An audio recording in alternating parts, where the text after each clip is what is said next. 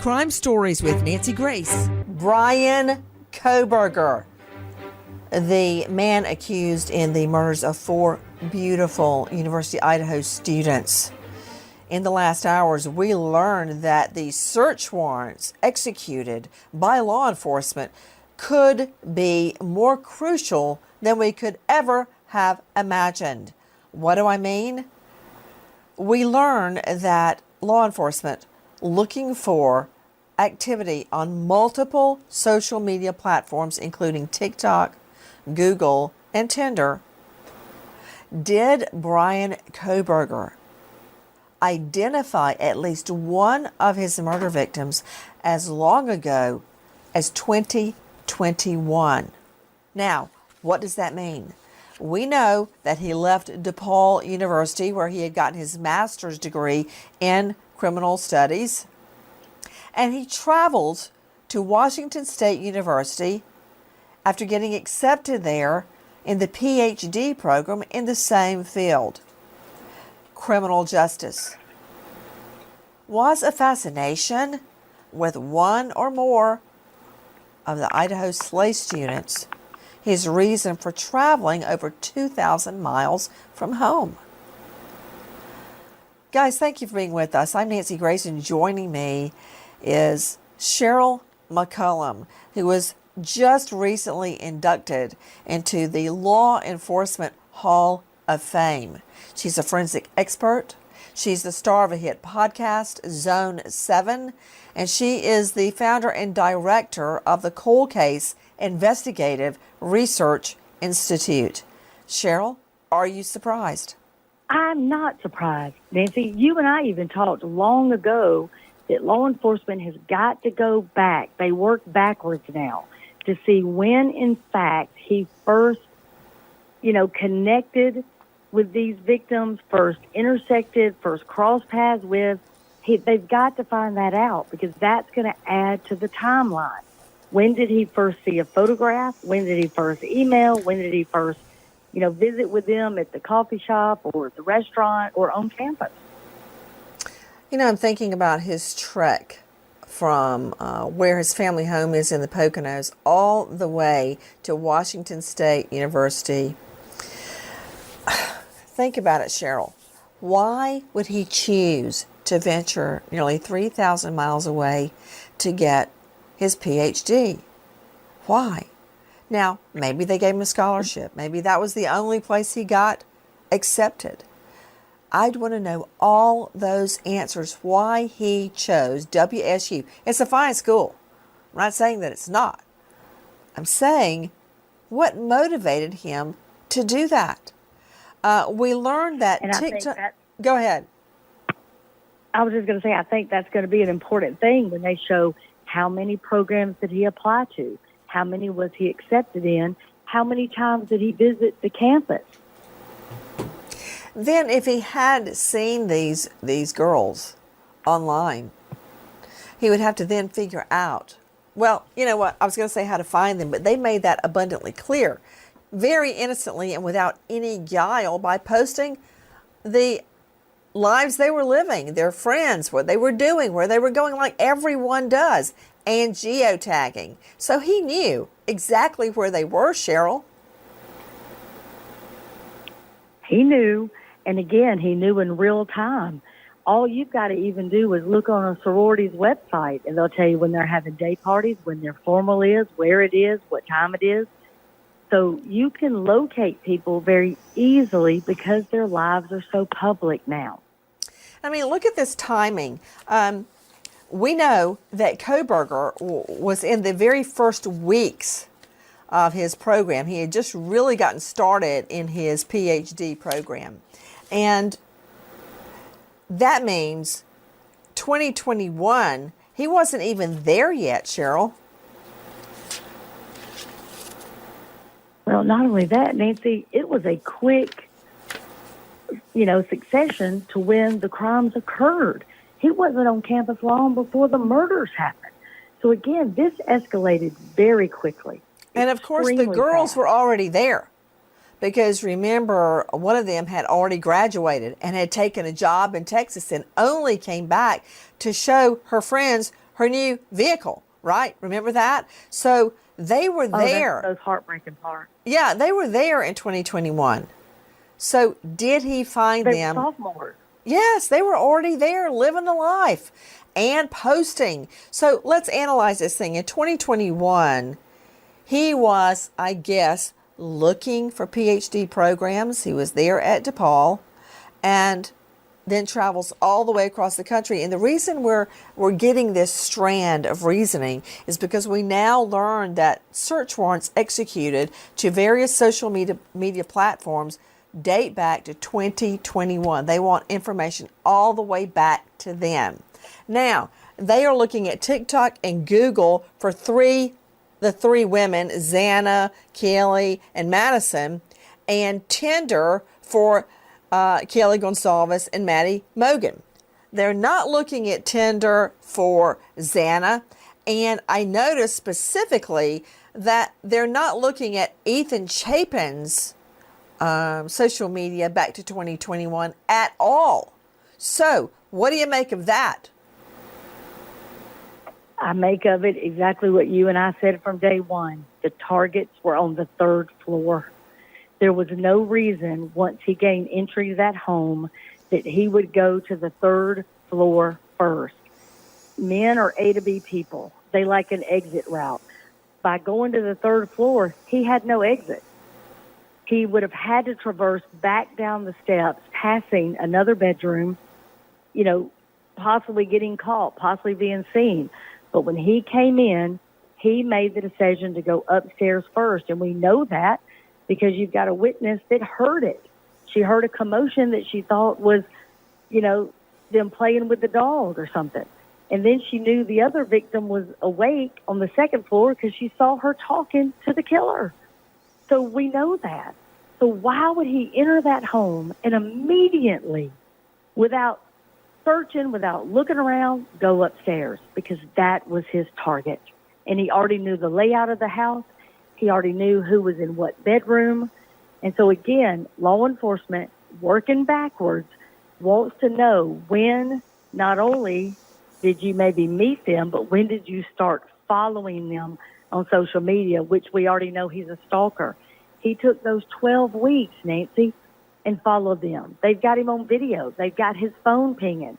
They've got him getting a traffic ticket. He was in that area for the 12 weeks leading up to the murders. Cheryl McCollum, legal eagles and sleuths have been hypothesizing that possibly Kohberger met the girls on a school tour. Because if you go all the way from the Poconos, near New York State, near Pennsylvania, you go all the way across the country to Washington State University, you're not going to turn around and come back that night after the school tour, right? And even though they're two different schools, he went to Washington State University, they were at University of Idaho, they're 10 minutes apart. When we were there, going to every single site that we had heard of as it relates to this case, and then some we found on our own, we drove the distance. A lot of people from WSU come over and go to the Mad Greek, where one of the victims worked. Go up and down that. There's a main street where all the stores and the restaurants are. There's just a main hangout area. It's a pretty neat area where the Mad Greek is. I could easily see Kohberger coming over there to just look at it, walk it, see what it's like before he decides to go there. And coincidentally, that is where one of the girls worked. When you're in a college town like that, like South Carolina, for example, South Carolina is right there. Well, there's like another private college 10 minutes away. Yeah. Well, there's shared restaurants, there's shared bars, there's shared, stores. So a 10-minute ride, there was some restaurants that were indicative of what he liked, like the vegan type restaurants. Again, a possibility of where he met them because they worked there. But it's not a far trek at all. And you did such a remarkable job because you and I preach you have to drive what the killer drove. You have to walk where he walked. You've got to see it, literally boots on the ground.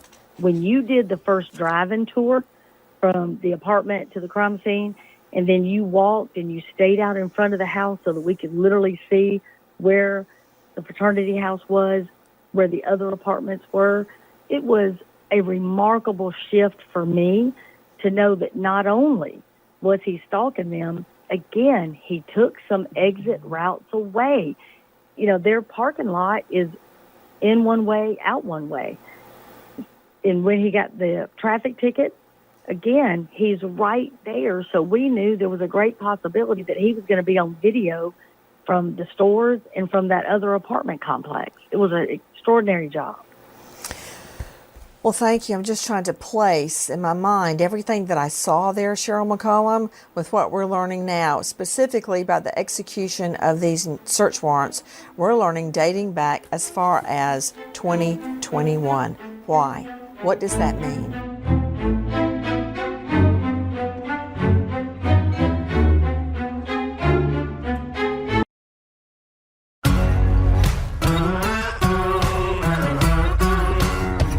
Crime Stories with Nancy Grace. What does that mean? It suggests that LA law enforcement believes that Kohberger was communicating with, or at least trying to communicate with, at least one of these girls long before they were murdered. What else do we know? We know right now that Kohberger is obsessed with coverage of his own case.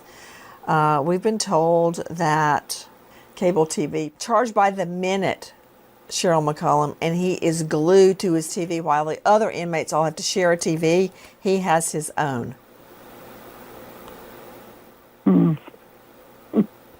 Well, I hope he's watching you. And I hope he realizes by watching you how much trouble he's in and how many doors are closing to his defense. They have got so much on him from his phone. I guarantee you by now from his computers. They're adding to that the social media from the victims. And when it shows that he knew them possibly prior to him going to school there, I mean, that's something a jury is not going to be able to do anything with but just be shocked and disgusted. Can you imagine him going to one of the sorority or the fraternity parties and just blending in, although he doesn't seem like the kind of guy that could blend in. I mean, you see this guy. The other day, I was on my iPad reading about Brian Kohberger, and there's so many, but there's one photo in particular where he's got on his orange prison suit, he's handcuffed, and he's walking into the jail or to court, one or the other. He's being escorted by law enforcement, and he looks over at the camera. That was the picture up on my iPad, and Lucy just walked by, my little girl, and went, "Oh my stars, look at that death stare." And she's just 15. So a death stare. Then, of course, John David ran over and started comparing it to other people that he thinks has a death stare. Long story short, even my 15-year-old twins said, "Oh, creep. I wouldn't get near him. Stay away. Stay." Lucy was saying, "Stay away, Mom. Stay away." So you think he could really blend in at a sorority party? No way. Zero chance. Not blending in. Zero chance. Okay, so wait, how do we get off on him at a sorority party? I think that was my fault. I mean, at a sorority party, can you imagine this guy after a couple of glasses of hooch? Wow, what we're talking about is hooch juice, which is some horrible blend of something that it's like in a I've vat. got a 19-year-old daughter. Wait, what is in hooch? What's in there? It's like grain alcohol and Kool-Aid. It's disgusting. Of course, I'm a teetotaler, but I have seen hooch before at parties. What is that? Can you imagine Kohberger at a sorority party on some hooch? Get a glass of that in him? Let me tell you something. What? He would stick out so bad because not only is he a creep to women, men think he's a creep too. And that's rare that men would say, yeah, there's something up with this guy. You mean that a man would pick up on any nonverbal communication? Is that what you're trying to say? Yes, because You But know, here's I something say you that and to I my talked husband about. all the time. Like, what's wrong with you? And of course, he's found a way to deflect that, sadly. He goes, everything. And then that kind of leaves me high and dry. I have nowhere to go after he admits and confesses, so I just have to walk off in defeat. But, like, I try to And say the something greatest like, thing about his answer, the what? greatest thing about David's answer is if everything's wrong with him, but you picked him. Yeah, I always say, you know what, David, it's my fault. You can't help what you are, but I selected you. But I turned the table on him with that too. But wait a minute. Okay, we were talking about sorority and the hooch. Oh, nonverbal communication. You should see this. Like, I'm with the twins, and of course, John David wants to watch John Wick 1, 2, and 3 to prepare for John Wick 4. And I'm like, no, your dad specifically wanted to watch the National Geographic, you know, the one where the animals fight each other. And I look at David and go, like, I'm making a face like, isn't that what you said, David? Isn't it? And of course, David goes, what? Just. What? Yeah, what? The animals fighting each other, National Geographic. Well, anyway, my point is they don't seem to pick up on nonverbal cues as well as women. I'm not hating and I'm not judging. Right. I'm just putting it out there. Well, I tell you what they're great at. They're great at summing up other men. That's true. Again, that's really They true. are. You So know, if and I a always man wonder ever why a tells guy you- can spot another guy loser a mile away, but women fall for them and marry them for Pete's sake. But, okay, wait. Kohberger at the party with a glass of hooch in him. He's still not going to blend in. Yeah. But when you say No. that, okay, wait a minute, back to our train of thought. I blame you for driving this bus into the weeds. Let's get back into the middle of the road. You're right, because wait a minute. This happens every time I'm alone with you, Cheryl McCollum. Okay, where we were is that he's creepy. Lucy saw it, John David saw it, but it's not just them. Think about at the restaurant when he would go up restaurant bar, he would meet a girl and go, "What's your home address?" Of course, they ran Right. from that, and to the point where he put off so many women that they asked him to please stop talking to women or just leave and don't come back. Remember, there's that incident. And then there's the teaching Yep. assistant incident where he seemed to pick on women to the point that he was going to lose his teaching assistant position as a PhD student. It's not, oh, and I spoke to a student there, and she told me that he had a reputation for being really hard and picking on girls. So if it was just one person saying it, you could discount it. But Cheryl, there's so many people saying it that he was just But off-putting. Nancy, What? I think we got to be clear though. If you're somewhere and Denzel Washington walks up to you and says, "What's your home address?" Honey, I'm gonna say 16 North Lake Drive. Come on. Yeah. You may be tempted, but I will do nothing to lose full custody of the twins. I don't care if it is Denzel Washington. You know, why am I You know what I'm fantasizing saying. with you about Denzel Washington? This is about Brian Kohberger and the search warrant and his obsessive Right. watching of TV of himself. It's by the minute you have to pay. By the minute. And he apparently watches it obsessively.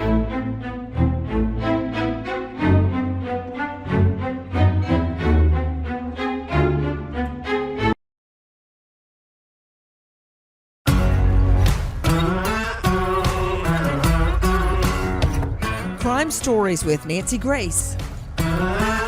So we know he's obsessed with watching himself on TV and coverage. We also are learning his family has not visited him at all. What does that mean? Well, they may not be visiting him, but somebody's paying for that TV. Exactly. So either has mom and them sitting and putting money on his books, or he's got some, unfortunate female that thinks, he's going to now fall in love with her like they sometimes do. But again, he is focused on himself, which has been his problem since he was about 4. And this is nothing unusual. His family probably is not going to make the trip as much as anything. I think his sister has already made some statements. I think his father has made some statements, but they are in a horrible position. They are probably being ostracized by friends and family. They don't know where to go. They don't know what to do with this. I'm sure they want to support him on one hand and think this cannot be true. But on the other hand, they also know what they know. They know he came home and washed his car for the first time ever. He took the trash out probably for the first time ever. He did dishes, which doesn't make any sense. He's never done that before. So they know he was acting oddly, that he's done some things that have been odd for years. This is not something that's going to catch them completely off guard. You know what's interesting? How many times in a murder case and other cases, maybe not drug cases where you've got a doper in the neighborhood, but I'm talking about person-on-person cases like murder, assault, domestic violence, rape, sodomy, child molestation. Person-on-person cases. When you go in the neighborhood, you hear people say, I know that was a weird dude. That was one freaky guy. And they can never quite put their finger on it, and then they get arrested for a violent crime. Mm-hmm. Same thing here. All the time. All the time. And it is the same thing here. Even not just the neighbors. If you listen to what his, quote, friends said about him, he was mean to them. He would be rude to them. He would say things that were off-putting. He would say things that were bizarre and vulgar. So these are people that are his buddies, his cohorts, the people he hung out with. If the closest people to you, that's how they're describing you, well, there you go. Well, they may not recognize him now because another revelation is that he has lost a ton of weight behind bars. He was already tall and lean, but now he's apparently lost a lot of weight behind bars, and that brings to mind two things. Number one, Ted Bundy, who escaped from jail. Mm-hmm. Was that his first or second escape, Jackie? He got small enough to get through a what would you say, a square in the ceiling. And number two, he's a vegan, or he was when he went into jail, so he must not like the food. I don't want Kohberger escaping. I doubt there's 2 or 3 things he can eat a day, and it's not what he's used to. Again, if you look at the places that he frequented, they were nice, upscale restaurants. That ain't where he is today. And also, the thing about jail is you're surrounded by other people. Even if you have a cell by yourself, right across from you, either side of you, it's loud, it's disgusting, it smells, it's constant. It's not like he's just relaxing and hanging out. This is a completely different world. He went from a college setting where he was a TA, where he was in control. He was revered, he thought. He was smarter than anybody else in the room, to now he's a number. In the months Ted Bundy spent in jail, he consistently lost pound after pound after pound, and then had not one, but one of his 2 daring escapes. Why is Kohberger trying to lose weight? We also understand that he has, quote, found God behind bars, and it seems as if he gets to speak to a spiritual advisor at will. Sure, and he's going to need them. I think that's one of the best things that could happen. He needs somebody to help him, because if he stays alone in that cell, and he's talking only basically to himself, and he has no parents visiting, no siblings visiting, no friends, nobody, the spiritual advisor can at least hopefully walk him through some of the issues that he's going to be having inside. You know what's interesting? I'm thinking about what you're saying about him allegedly finding God behind bars. Well, another thing is a diversion, because you get to talk to somebody else that's not an inmate screaming at you from the other side of the bars. He may be getting reading material from the advisor. I'm not sure about that, but it's a diversion. I remember very well prosecuting inmates would suggest they were going to enter a plea, and just to have the trip out of the jail on the county bus to come to the courthouse and be somewhere different than in their jail cell. So for all I know, that's what's happening with his spiritual advisor. It's just a diversion. Hey, we got people that plead not guilty so they can just go to trial to order what they want for lunch. I get it. You're now stuck there. The reality of what the rest of your life is going to be is hitting you. But I am not going to discount anybody from trying to get right with whatever higher power they might need. Maybe he'll even come to it and say, you know what, I'm going to confess to everything. I mean, if you're really walking that path, then freaking walk that path. You know, Cheryl McCollum, I doubt that's going to happen. But I just want to touch one last time on these search warrants. If this were anybody else other than someone like Kohberger, I would say, no way. Kohberger is a whole nother thing. He is the kind of person that would follow somebody from 2021 to the time of the murders. I could see him doing that, obsessively watching their every move. Could you see that? I can see that. And you remember, you and I have a friend in common that's an FBI agent that said that he taught his daughter not to smile at strangers because a stranger could take the wrong message from you smiling at him. And he taught her that all the way through college. He would say, don't do it, don't do it, don't do it. Kohberger might have got it in his head that somebody liked him, that somebody was his girlfriend, that somebody was going to be the love of his life. And if anything changed, like her moving out, her going to Texas, whatever prompted him to do what he did, I think, again, came from the third floor. One of the victims wasn't supposed to be there.